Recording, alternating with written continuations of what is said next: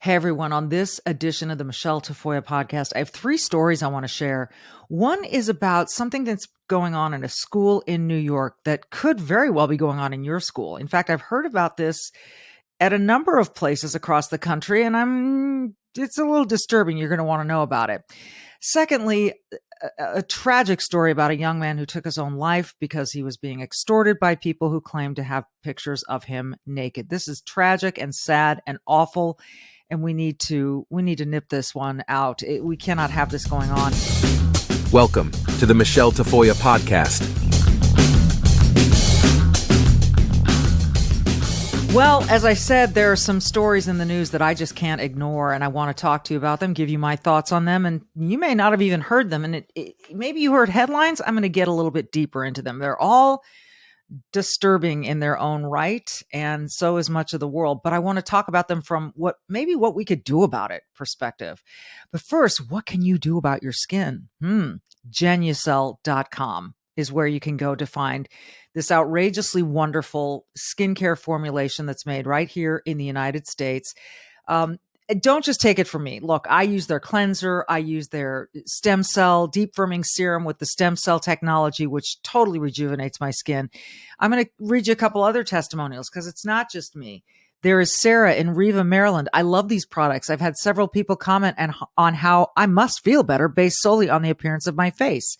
And then Linda in Frisco, Texas. Excellent products. I could tell the next day that my skin had enjoyed being pampered. So right now, if you go to Genucel.com, and it's GENUCEL.com/Michele with one L, you can get over 70% off their most popular package, which has those products I've been talking about with the skincare, the cleanser, and then the stem cell technology infused deep firming serum, plus all the great stuff they're known for under eye bags and the appearance of all the fine lines and wrinkles. You're going to want to check this out. And getting 70% off, you can't beat that, plus some free concierge shipping while the offer lasts. So get in on this. Genucel.com/Michele, Michele, Genucel.com/Michele. Go there now. Find out why I use these products. All right. Story number one today. And you guys know I am very concerned about education in America. I think it's gone awry in a couple ways. Where kids are not proficient in reading, writing, math, which is really, those are the basics, right? You want your kid to be able to add. You want them to balance their budget. You want them to be able to read. And this stuff, it's just getting neglected in favor of other things. So let me read this story.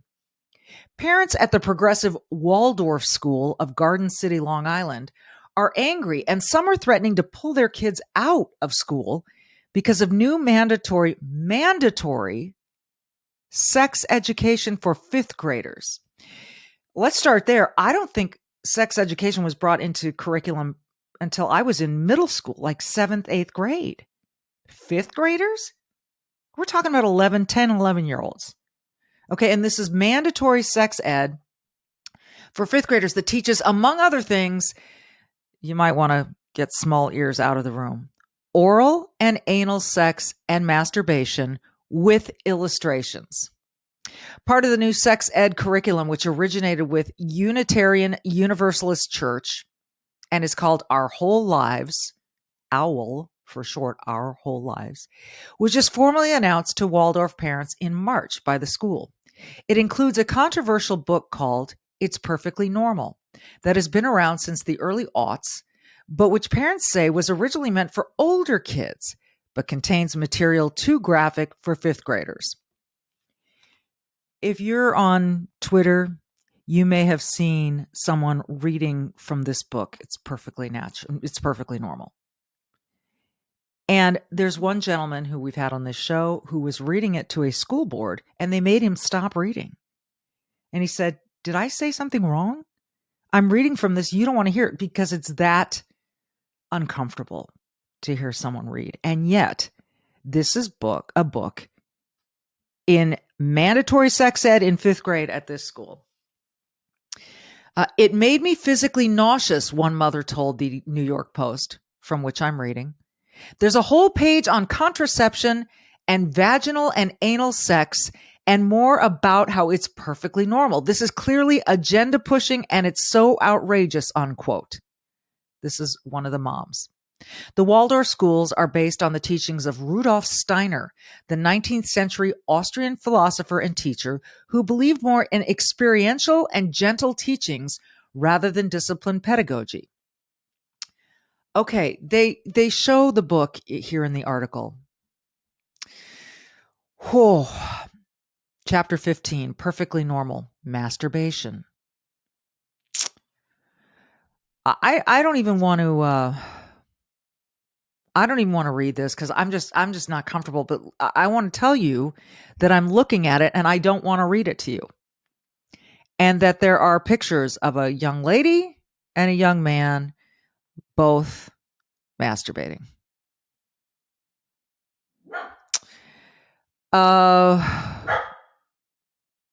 And it kind of includes some hints about how to do it. Okay, so this philosopher, this Austrian educator Steiner, believed that, quote, the human being is a threefold being of spirit, soul, and body, whose capacities unfold in three developmental stages on the path to adulthood: early childhood, middle childhood, and adolescence. All right. At the Waldorf school, fifth graders, whose fees are over $30,000 a year, $30,350 a year you spend for your fifth grader, learn when reading It's Perfectly Normal, among other things, that, quote, the ancient Greeks thought that love between two men was the highest form of love. There is also a section in the book on how children, both of the same gender or of different genders, quote, may even look at and touch each other's bodies. This is a normal kind of exploring and does not necessarily have anything to do with whether someone is or will be straight, gay, lesbian, or bisexual. Okay. Fifth graders. Do you know any fifth graders? I just think this is far too much for kids who are already dealing with the internet. Oh my goodness.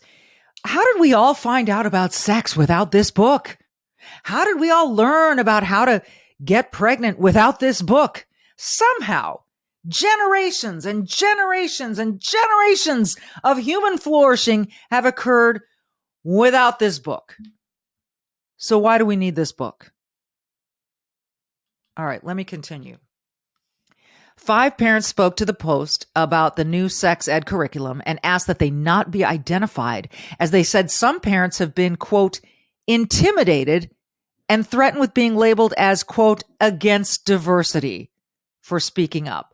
So you're against diversity if you just don't want your fifth grader being taught how to masturbate. Really?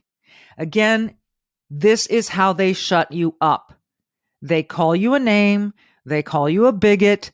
They call you a homophobe. They call you a transphobe. They call you whatever they need to call you until you shut up and refuse to be quoted in an article because you don't want your school retaliating and yanking your kid out of school. One mother got upset when speaking on the phone with the Post, saying she feared retaliation from the school where parents sign contracts every February for their children's enrollment for the following year. Quote, this school is the one place where they have always let children be children, and they used to try to keep them away from social media and television, another mother said. But now this ideology is becoming the forefront of the school's focus. I'm all for diversity and inclusion, but it takes on a whole new tone when your little kids come home lecturing you about pronouns and asking about oral sex. Mandatory, 5th grade. One of the many exercises in the OWL curriculum involve explaining to kids how they are incorrect in thinking certain things that are solely for one gender. They're teaching kids how they're incorrect in thinking. Whatever comes after that phrase doesn't matter unless they're incorrect for thinking that the world is flat. Teachers distribute gender variation cards, and kids are encouraged to imagine they woke up one day with a body and gender identity different from before.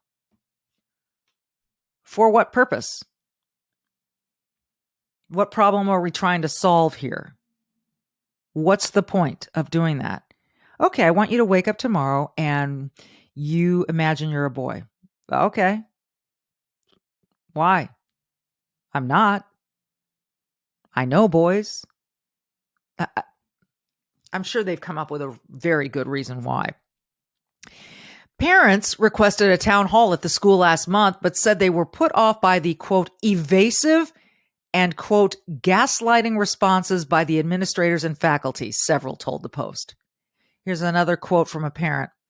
My concern is that when ideas are brought up in class repeatedly, it has a certain significance for the child, and it's now being inserted into the consciousness of the child, one mother said during the school's 2-hour town hall meeting last month, audio of which was provided to the Post. Okay, so they did have a town hall.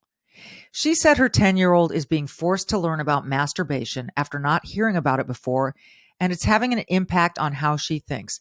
No kidding. There are plenty of examples out there, and I'm sure studies about how young children, when they're exposed to pornography before they're ready, it can really, really mess with their heads. What is the point of making this formal and mandatory for 10-year-olds? What is the point? Again, I'm sure they'll come up with an answer. I'm looking at another page of this book. It's Perfectly Normal. And it's got all kinds of pictures and it's very graphic. It's, it's drawings, but it's all kinds of people. And the chapter is called What is Sex? I'll tell you what sex is. Sex is why parents lock their doors at night so that their kids don't walk in on them. So do you think they really want to show the kids these pictures at this point in their life? Kids will figure it out when they're damn ready. This should not be mandatory. By bringing it up in class, wow, my teacher is talking about this. I better pay attention, the mother said.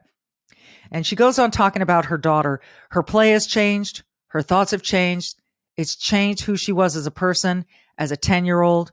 When our children bring us something, it's the time to introduce it. But if you're forcing it, I don't want my 10-year-old, her play, her thoughts to be different from who she is right now. OWL is part of the comprehensive sexuality education. OWL is part of the comprehensive sexuality education initiative that was backed by President Obama after he took office and cut most ties with years of abstinence-themed sex education programs in favor of this. His administration doled out more than $100 million to Planned Parenthood entities and their partners in entities to fund CSE programs throughout the U.S. Sharon Slater, who is co-founder of the Family Watch International, said the OWL curriculum used by the Waldorf School in Garden City scored 15 out of 15 possible, quote, harmful elements in the organization's analysis. So we've got two opposing schools of thought here. One is OWL education, and one is this Family Watch International. So I'm sure they're both at extremes here. And I say at extremes because most people are in the middle. And these parents are voicing a lot of their concerns. This type of curriculum is intended to divide children from their parents' values, Slater told the Post. It's about values deconstruction. They're told at a young age they have a right to sexual pleasure and sexual knowledge, and it often turns kids against their parents' views and values on sex and sexuality. The school administrators don't worry about backlash because they know they have the backing of the Biden administration. A spokeswoman for Undercover Mother, a national collective of parents concerned about what they call the cartel of National Association of Independent Schools, which oversee private schools, including the Waldorf schools, said similar sex and gender education are flooding the nation's private schools.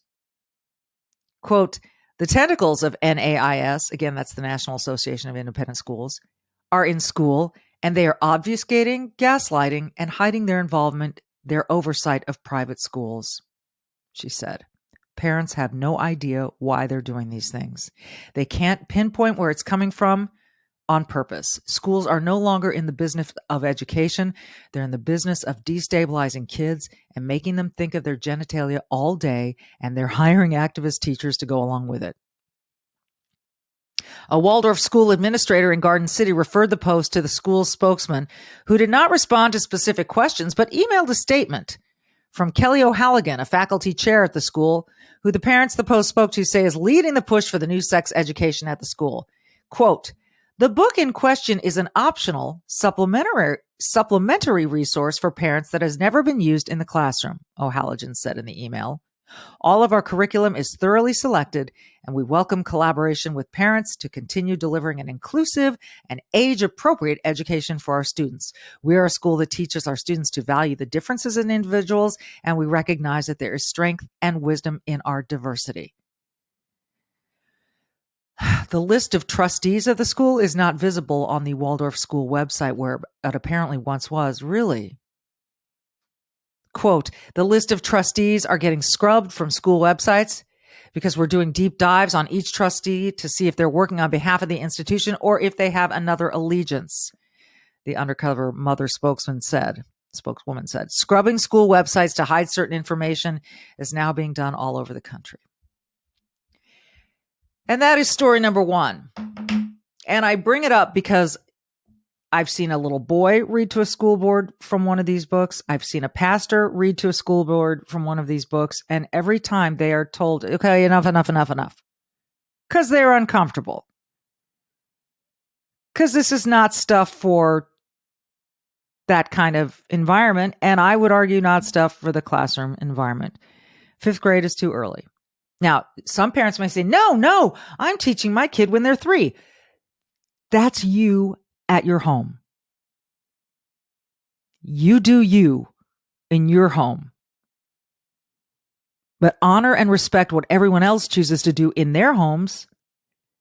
And let's not let education force any of this stuff on children who are this young.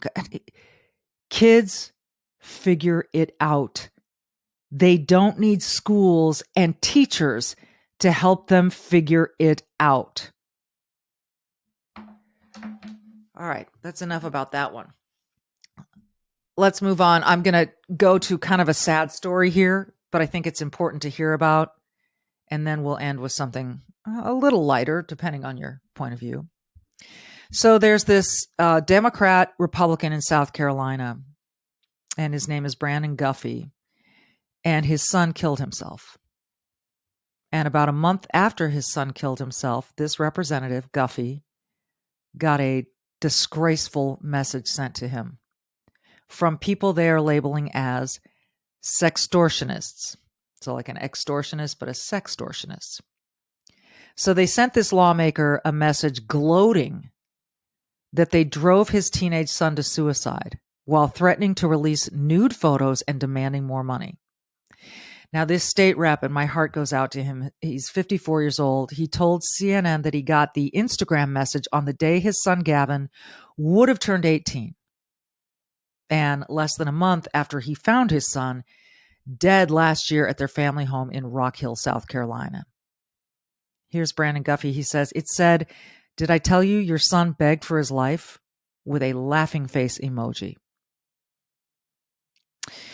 The sick, tragic crime was behind Guffey introducing Gavin's Law, which was passed by state senators last Thursday, and expected to be signed into law soon. It threatens scammers who extort a minor or an at-risk adult with up to 5 years in prison for a first offense.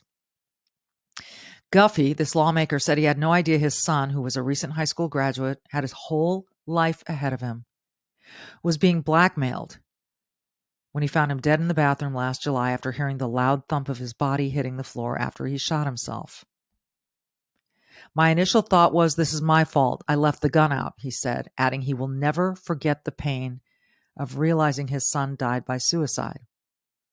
The sick plot emerged in part after sextortionists started barraging Guffey and his family, including his younger son as well, with Instagram messages demanding more money. They then realized that Gavin thought he was sharing nude photos with a young woman who first sent him pictures, only to be told they'd be released to everyone he knew unless he paid blackmail. Gavin had used Venmo to send the scammers all the money he had, which was a whopping $25. He was telling them he would get them more money. Please don't send these images out. They didn't care. The grieving dad said the scammers used disappearing messages to make, quote, kids feel safe, that their intimate pics would be scrubbed. What they don't realize is someone has another device recording that device, he said. Yeah, you know what? Whenever you post anything that you think is going to be scrubbed, someone can screenshot it and it will live forever. Remind your kids of that. If you can extort 10 teenage boys that aren't going to say anything for $100 each and do all that with one image you got from a girl, it's fairly simple. And teenage boys, whenever they see they're getting that attention from a girl, they're not necessarily thinking straight. No kidding. The FBI said that last year there were more than 7,000 reports of sextortion of minors, with at least 3,000 victims, mostly boys. More than a dozen are known to have died by suicide. The true number may well be way higher because, quote, the shame, fear, and confusion children feel when they are caught in this cycle often prevents them from asking for help or reporting the abuse, the FBI says. When Gavin died, his dad was in the middle of his successful run for state representative and briefly considered quitting to focus on hunting for his son's scammers. Quote, my wife said, absolutely not. You're one of the few people that have a voice that can get out there and truly make a difference. He stayed in office with Gavin's Law, his first order of business. I think these two stories kind of go together. And believe me, while I was raised Catholic, I'm not what you would call what someone might call a prude. This is how I know the kids will figure sex out on their own, but shouldn't happen in the classroom. And it shouldn't be so totally normal that we can text pictures of ourselves and then have this happen. All right. And my third topic comes out of the Wall Street Journal opinion page. And the title is Racial Affinity Calculus. Progressives return to the days of separate but equal education. Updated May 12, 2023. 20 years ago, George W. Bush struck a political chord by arguing that settling for low achievement in schools was, quote, the soft bigotry of low expectations. We talk about that a lot on this show. Hey, just keep lowering the bar so everyone can clear it because we just don't think you're capable of clearing anything higher. The soft bigotry of low expectations. Today, our educators are defining expectations down and lowering standards in the bargain. School districts in California this year have cut honors classes because they didn't enroll enough minority students. So let's just cut the class. Let's look at the makeup of the class. Okay, we'll cut the class. So instead of maybe encouraging minority students to enroll, they discouraged everyone from enrolling. Oh, that's smart. That's wise. Colleges are dropping standardized tests for admissions. Now comes an Illinois high school that will offer advanced placement calculus classes specifically for Black and Latinx students. In its 2023-24 course catalog, Evanston Township High School offered 2 AP calculus classes for racial affinity groups. The first was, quote, restricted to students who identify as Latinx. By the way, that would have been me. I don't like the term Latinx. Where's the X? Latina, Latino. Latinos is the plural for all of us. Sorry, it's not Latinas. That's just the way it broke down. But language is language. In its 2023-24 course catalog, Evanston Township offered 2 AP calculus. The first was restricted to students who identify as Latinx. The second was open to only to students who identify as Black. So I guess if you are white, but you said I identify as Black, you could be in there. When the race exclusionary classes made headlines, the school tweaked the descriptions to say that, quote, While open to all students, this optional section of the course is intended to support students who identify as Black. The tweaked language is intended to avoid a civil rights lawsuit, since the Supreme Court ruled in Brown versus Board of Education in 1954 that a separate but equal education policy based on race is unconstitutional. We'll see if that works as a legal dodge, but the clear and depressing message is that Black and Hispanic students can't achieve at the same level as white or Asian students. Will the standards for the calculus classes also be different based on race? Evanston is covering here for the failure of its feeder schools along Chicago's North Shore. The roughly 3,000 students at Evanston High School come from three main middle schools: Nichols, Haven, and Chute. Chute? I'm not sure if I'm saying that right. According to the school's Chute, like shoot the basket. Okay. According to the school's pre-pandemic Illinois report cards from 2018, at Chute Middle School, a dismal 23% of students are proficient in math. At Haven Middle School, 47% are proficient in math. That's still less than half of those kids proficient at math because we're too busy teaching. It's perfectly normal. That's a tragedy. And the failure extends back to grade schools, leaving Black and Hispanic students at a disadvantage by the time they reach high school. But the solution isn't to segregate by race and lower standards. It's to create more choice for parents and students and then close those failing schools. But educators don't want to hear that because it would indict the Union Progressive Alliance that run these K through 12 schools. Instead, they blame discrimination. A 2017 equity report for the Evanston K through 8 school district said the district's leadership team attributes the racial predictability of achievement and disciplinary outcomes to institutional racism. Like what? Designating a class only for Latinx? Like that kind of institutional racism? It doesn't have anything to do with the quality of education? Really? According to data from WirePoints, in Evanston District 65 that feeds ETHS, 32% of 8th grade students are reading at grade level, while 100% of district teachers are rated as excellent or proficient on the Illinois report card from the State Board of Education. So the teachers are great, but the students are still failures? Let me just read you those numbers one more time. 32% of 8th grade students are reading at grade level. 100% of district teachers are rated as excellent or proficient on the Illinois report card from the State Board of Education. Hey, you're doing a great job. 32% of your kids are proficient in reading. I'm going to give you a A+. Teachers have unions. Kids don't have unions. Parents don't have unions. If there is any systemic racism in American education today, it is refusing to fix or close the failure factories that are too many K through 12 schools. Who would have thought that nearly 70 years after Brown v. Board, progressives would endorse separate but equal to cover for educational failure?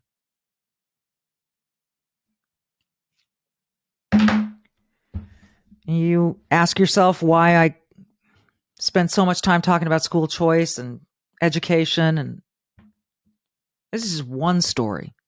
This is just one place in one state in our nation. Think it over. Thanks for listening, everyone. Don't forget, as always, be brave and do good. Just a little bit of good today. See you next time.